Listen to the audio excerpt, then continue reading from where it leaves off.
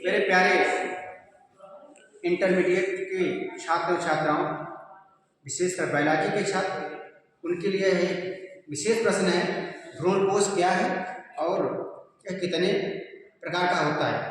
तो आइए हमारे YouTube चैनल में अर्पण दर्शन में ये सभी आपको मिल जाएगा। जैसे सर्च करेंगे अर्पण दर्शन में आपको बायोलॉजी और केमिस्ट्री के क्वेश्चन अवश्य मिलेंगे जो बोर्ड से रिलेटेड क्वेश्चन। तो हम इसमें से एक क्वेश्चन आप जो कि अक्सर पूछा जाता है यह है, भ्रूणपोष क्या है, कितने प्रकार का होता है। तो भ्रूणपोष क्या है, ठीक है। भ्रूणपोष यह सभी जितने भी हमारे एक विपत्ति दो विपत्ति पौधे हैं, इनमें एक विशेष ऊतक होता है जो कि भ्रूण को जन्म होता है, उसका अंकुरण होता है, तो उसके पोषण के लिए एक ऊतक होता है, जिसे भ्रूणपोष कहा जाता है। यह त्रिगुणित होता है, अर्थात इसका निषेचन या केंद्रक और दो उसके अंदर जो केंद्रक होते हैं पोलर, तो उनका जो निषेचन होता है उसे भ्रूणपोष बोलता है। तो यह 3 प्रकार का होता है। पहला केंद्रकीय भ्रूणपोष, इस प्रकार का भ्रूणपोष केंद्रक में बार बार विभाजित होता है जो बहुकेंद्रक बनाता है। जैसे यहाँ पे एम्ब्रियो है, इसका बहुबार विभाजन होकर के यह बहुकेंद्रकीय भ्रूण का निर्माण किया है। यह कैप्सेला में पाया जाता है। दूसरा है कोशिकीय भ्रूणपोष। इस प्रकार का भ्रूणपोष गैमोपेटिली वर्ग के पौधों में पाया जाता है। जैसे कि यहाँ पे आप दिखाया गया है कि बिलियर्सिया में यहाँ पे यह भ्रूणपोष दिखाया गया है, मल्टी सेल्ड एंडोस्पर्म का निर्माण हुआ है। तीसरा आपका भ्रूणपोष है हिलोबियल भ्रूणपोष, जो कि एरीमुरस के पौधों पाया जाता है। इस प्रकार का भ्रूणपोष आवृतबीजी पौधों में विशेषकर पाया जाता है, विशेष रूप से एक बीजपत्री पौधों में पाया जाता है। यहाँ पे आपको दिखाया जाइगोट है, चैलेजा है, चैलेजा चैम्बर है। इस प्रकार से इसकी हिलोबियल प्रकार का भ्रूणपोष दिखाया गया है। तो यह 5 नंबर का क्वेश्चन पूछा जाता है। इस प्रकार से आपके और बहुत से क्वेश्चन हैं 2024 के आने वाले हैं। जैसे उन्मील परागकणिक पुष्प से क्या तात्पर्य है, उन्मील परागकणिक पुष्प क्या होते हैं, ये भी क्वेश्चन अक्सर पूछा जाता है 2 नंबर में। ये सब दो नंबर के ये शॉर्टकट क्वेश्चन हैं। उन्मील परागकणिक पुष्प क्या होते हैं, तो इनमें आप इसको अच्छे से हम आप बता रहे हैं, इसको देख करके इसको आप अच्छे से लिखेंगे।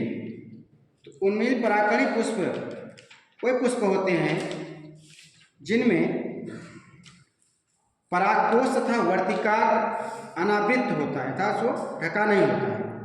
उन्मील परागकणिक पुष्प कहलाते हैं। जैसे बायोला और आक्जेलिस में यह पाया जाता है। बायोला और आक्जेलिस के पौधों में उन्मील परागकणिक पुष्प पाया जाता है और पुष्पों में पर परागण नहीं होता है।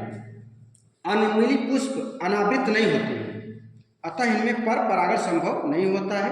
इस प्रकार पुष्पों के परागकोश तथा वर्तिका पास पास स्थित होते हैं।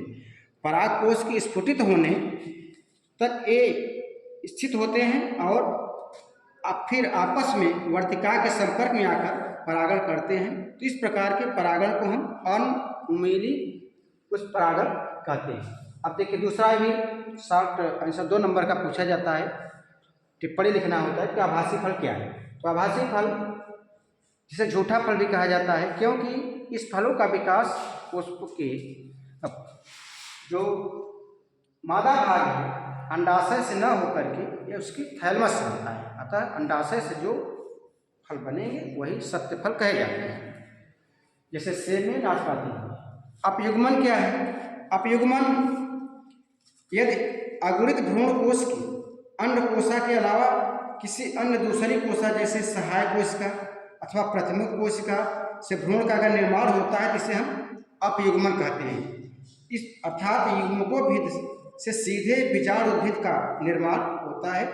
जैसे एरिथ्रिया तथा लिलियम में अपयुग्मन होता है। तीसरा है असंग जनन। असंग जनन क्या है, यह कभी कभी पौधों के जीवन चक्र में युग्मक संलयन अथवा अर्धसूत्री विभाजन नहीं होते हैं। इनकी अनुपस्थिति में नए पौधों का निर्माण हो जाता है। इस क्रिया को असंगजन या एपोमैक्सिस कहते हैं। इसकी खोज विंगलर नामक वैज्ञानिक ने दिया। यह दो प्रकार का होता है, कायिक जनन और अनिषेक बीजता। और तीसरा आपका है अनिषेक फलन। क्या है? अनिषेक फलन वह फल होता है जिसमें अंडाशय बिना निषेचन से फल का निर्माण करता है। अंडाशय का बिना निषेचन फल निर्माण करता है, ऐसे फल को हम अनिषेक फलन कहते हैं।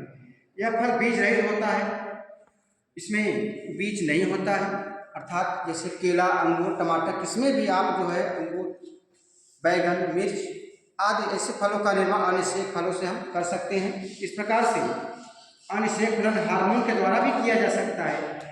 ऑक्सिन हार्मोन होता है, जिबरेलिन होता है, उसका भी छिड़काव करके आप अनिषेक फल प्राप्त कर सकते हैं बिना बीज के। अतः यह एक प्रेरित पॉलिनेशन है। अनार में, नारियल में आदि में यह किया जा सकता है। अगला है बहुभ्रूणता। बहुभ्रूणता मतलब बहुत से इंद्रियों का निर्माण होता है।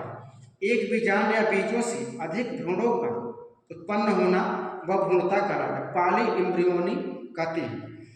आवृत्त बीजी पौधों में सामान्यतः घटना होती है, परंतु आवृत्त बीजी पौधों में काफी कम पाई जाती है। बहुभ्रूणता की खोज एंटोनी ल्यूवेनहॉक ने 1791 में संतरे में किया था। यद्यप एक बीज से बहुत सारे भ्रूण विकसित हो जाते हैं, परंतु उनमें से एक भ्रूण सक्रिय होकर पौधों की अगली पीढ़ी के लिए जन्म देता है। इस प्रकार से यह क्वेश्चन 2-2 नंबर के यूपी बोर्ड में पूछे जाने वाले, इसको आप लोग देख लीजिए, याद कर लीजिए, अभ्यास कर लीजिए। 2-4 नंबर आपका 5-6 नंबर अवश्य इसमें आपको प्राप्त हो जाएगा। ठीक, लाइक सब्सक्राइब कर देना।